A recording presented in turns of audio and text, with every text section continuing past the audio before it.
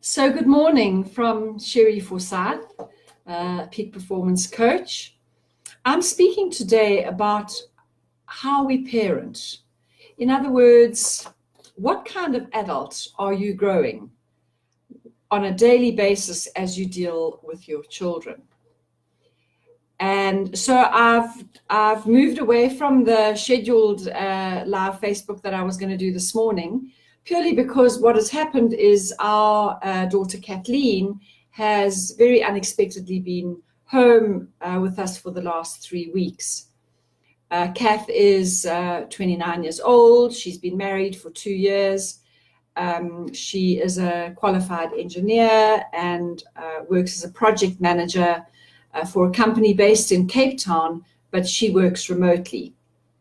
And she has had the opportunity to be with us for the last 3 weeks because her husband has been busy trying to get the documentation together because their next stint, as far as his work is concerned, is going to be in Brazil. So for the last year or so, 18 months, he's been on an accelerated management program where they've spent about 9 months in Italy, 6 months in Germany, and now they have the last 5 or 6 months in Brazil. So while he was getting the documentation sorted, she decided instead of kicking her heels in Europe, what she was going to do was come home and have an opportunity of spending time with us. So it's been a normal process of her doing her normal work. We've done our normal work. And then obviously in the evenings and weekends, we've had lovely family time. And so it's having her here with me that's catalyzed me into thinking about what kind of adult we are growing, or in our case, what kind of adult we have grown. And generally, we are going to be parents as we were parented. So if you were blessed with really good parents, it's easier for you to be a good parent too. So luckily I was blessed with that.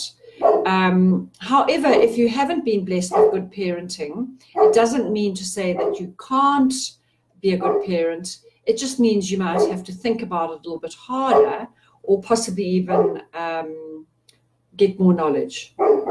So I am biased when it comes to, as all mothers are with their children.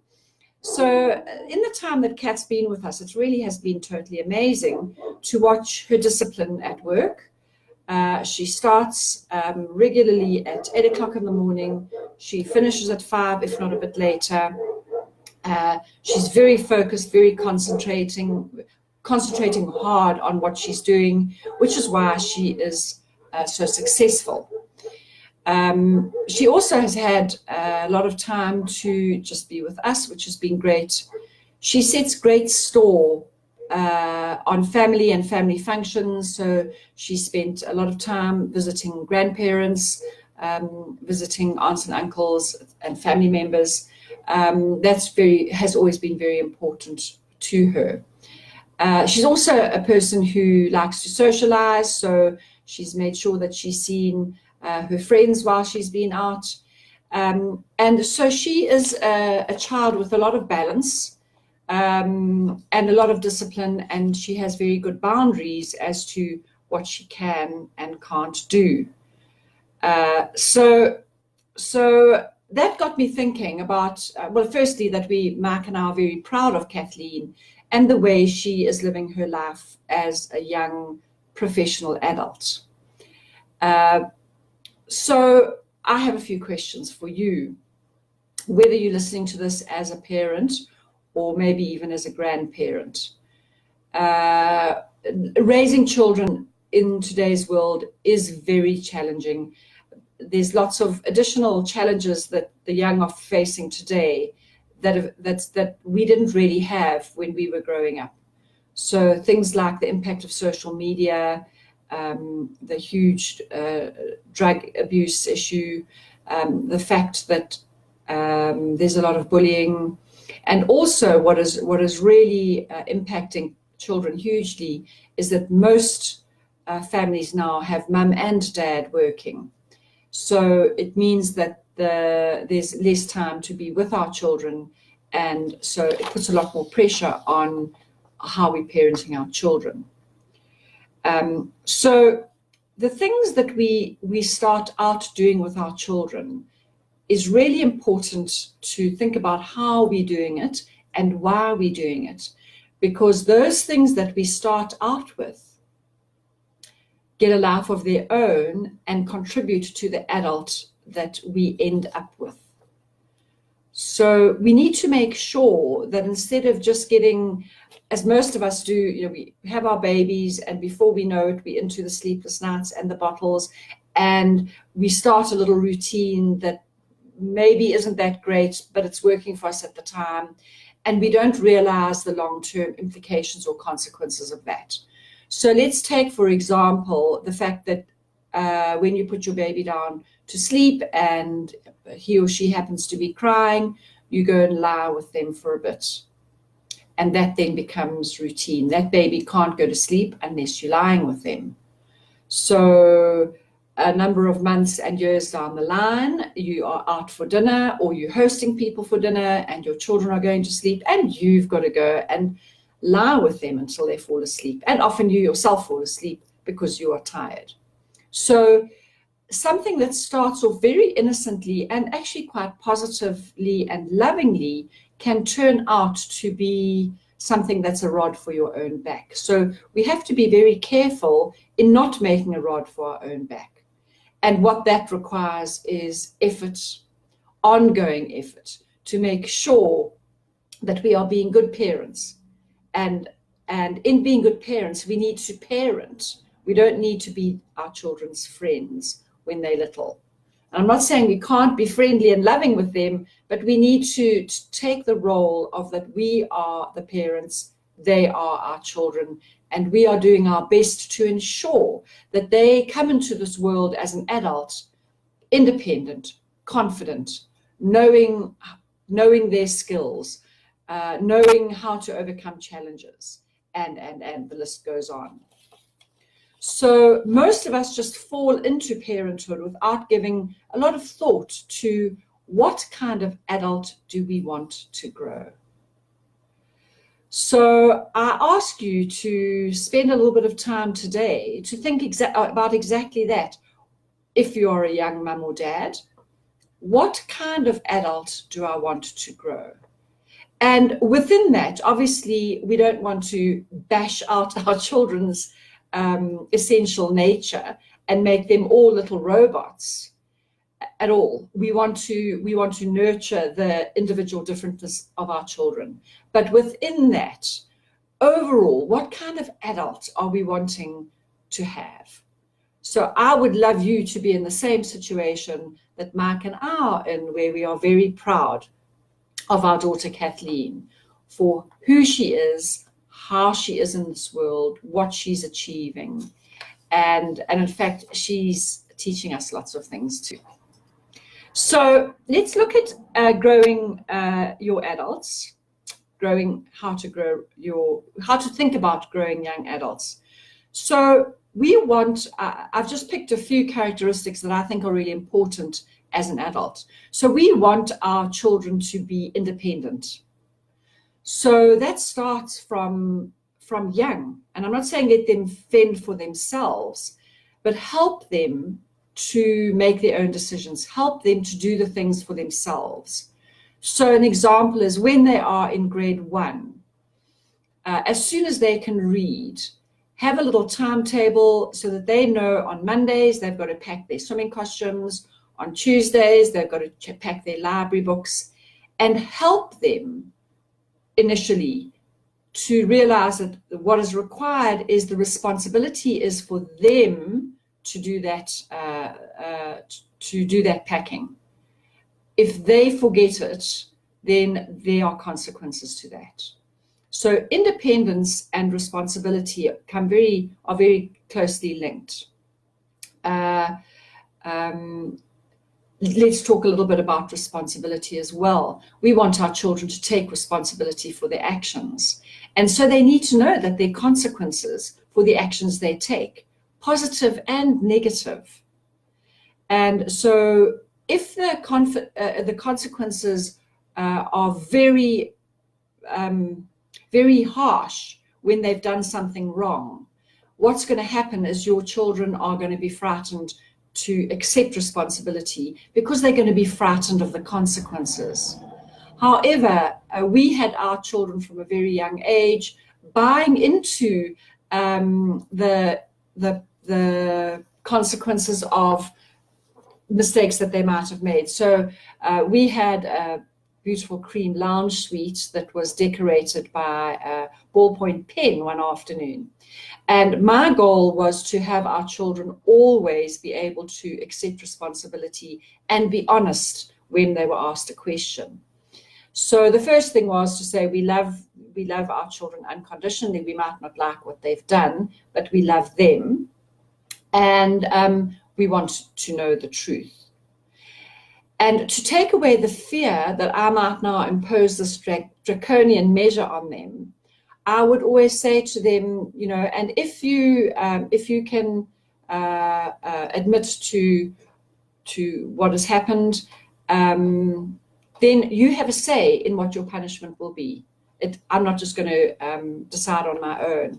And very often in them deciding what their own punishment would be, it was far harsher than what we would have asked them to do. So then we had to water it down a little bit and make it a little bit better.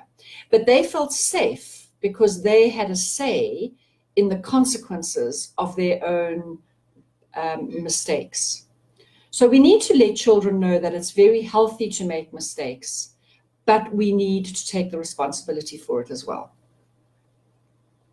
Okay, when we're looking at, so we've looked at, we want our children to be independent, we want them to take responsibility, we want them to be honest. Okay, we want them to be honest. We also want our children to have fun. And so how do we teach them to have fun? Well, by example. So we look at weekends and holidays especially. Those goes without saying that they should be fun, but you can do it even during the week. So you break the routine by having a certain kind of meal, children's food, or we used to have a Gumboils meal as a result of a book that we read about this disgusting family called the Gumboils, and they had no manners and they were absolutely hideous. And every once in a while we would have a Gumboil supper where our children could eat with their fingers, they could eat with their hands, they could smear their food, their baked beans around their faces. We didn't mind. And it was just a fun break from routine, and it was lovely. I mean, they still think about it and talk about it today. So it's necessary to have fun with your children, to show them that life is more than just, you know, serious school, all those things that make us into very routine beings. The other thing that I think is important to make sure that we teach our children is a work ethic.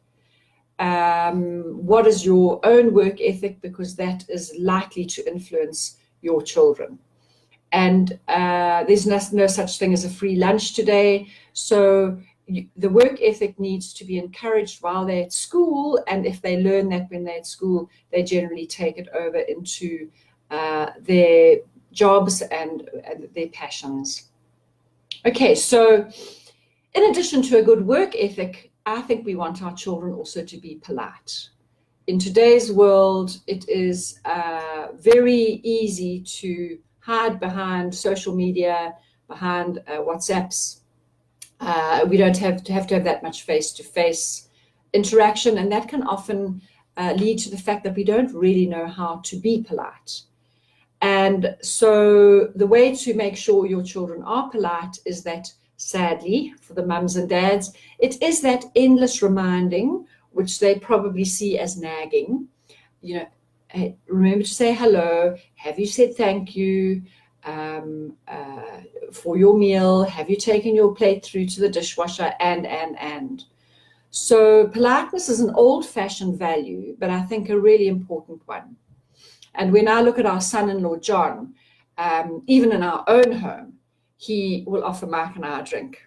So it's that kind of thing that we're wanting to encourage, is those old-fashioned values, because that's what's going to contribute to real relationships within the family, when they do get married eventually, when they have their children. And those real relationships are the things that can be a cause of huge happiness. And lastly, we want our children to know the difference between right and wrong. And so we need to make sure that if they have done something wrong, we're not going to make punishment a game. Like, okay, well, you run and I'll see if I can catch you, and then I'm going to paddywhack you on your behind. That is a game for them. And we're giving them mixed messages. If they have made a mistake, we need to lovingly correct them, show them the consequences, as I've explained before. But we need them to realize that the consequences are not a game. So in other words, if I hurt someone, that's not a game. And a number of years ago, I was going to be doing a parenting workshop at our local pre-primary. And in speaking to the teachers prior to the workshop, I asked them what the major problem was with these young children, who would have ranged in age probably from 3.5, 4 to 5.5. Well, I nearly fell off my chair when the major problem that they were dealing with was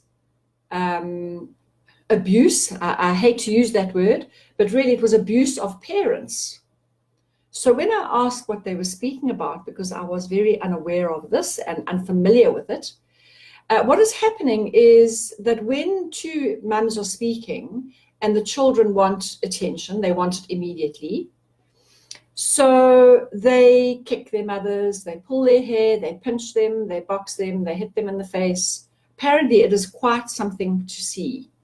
So that is that the parents actually are allowing that incredibly rude behavior, and it's incorrect behavior. So what they need to be taught is, Mum is speaking, I'll be with you, give me a minute or two. And you have to wait. You have to wait, because you can't just always have your own way. So children, unless they are taught that it's right and wrong, they won't know. You know, they won't know that it's wrong to stick your finger in someone else's food to see if it's hot enough. If you are not permanently there as the parent, teaching them right from wrong, teaching them about good manners, teaching them about honesty, independence, responsibility, and also how to love. So that is the kind of adult that we would like to have grown. And we're very proud of our Kathleen in who she is and how she deals with things. And she now is questioning us and teaching us about certain things, because she now has stepped into her strength and womanhood as a young adult. And that is really what you're wanting. You're wanting to know that your kids will be fine without you. And so I would love to know what you think about what does it take to grow a wonderful young adult. What kind of characteristics do you think are important? So please feel free to make a comment in the comment box below. I would love to hear from you. Parenting is a thing very close to my heart, a topic very close to my heart, and something that many of us don't have time to do because we are working. So the second to last comment I'd like to make is that because there are mums and dads both working nowadays, it's very easy as the parent to not want to discipline our children because we feel guilty that we're away from them all day. And so when we come home, we don't want to discipline them. We want to have fun with them, which I absolutely give you. But you need to discipline them as well. Otherwise, you are going to raise unruly children. You're doing a disservice to them because eventually no one will like them because they are undisciplined. They don't know what is considered to be polite, good manners, how to love, how to be disciplined. So to all the working mums out there, I understand that it's difficult, but we still need to make sure that we discipline our children. And so take the time. Take the time to do the nagging. It is very exhausting, I know. Take the time to do the nagging, because it will pay hugely as your children move towards adulthood. So I hope this video has been valuable to you. And if you think that it might be able to help someone, I would love it if you would share the video to others, with others. If you have any comments you'd like to make, I'm always very happy to receive them, either in the comment box, or if you would like to make the comment on my website, which is www.sherryforsythcoaching.com, or my email address is Sherry Forsyth, spelled CherryForsyth @gmail.com. I'd love to hear from you, find out what your thoughts are on parenting. And in the intervening week, I hope you have a good one. I'm starting in April. My theme is going to be health. So I'm doing a series of interviews with people who are either health professionals. So there's a homeopath, a chiropractor, a dietitian, and then 2 people who have had illnesses or are currently suffering. So one lady is suffering from muscular dystrophy, and the other lady is a cancer survivor. So if you are interested in that topic, I would love you to join me, spread the word. And as always, I would like to use these videos as the thing that catalyzes or starts a conversation. So I look forward to seeing you next week as we do our health month in April. That is the topic. I appreciate your thoughts. Thank you so much for joining me.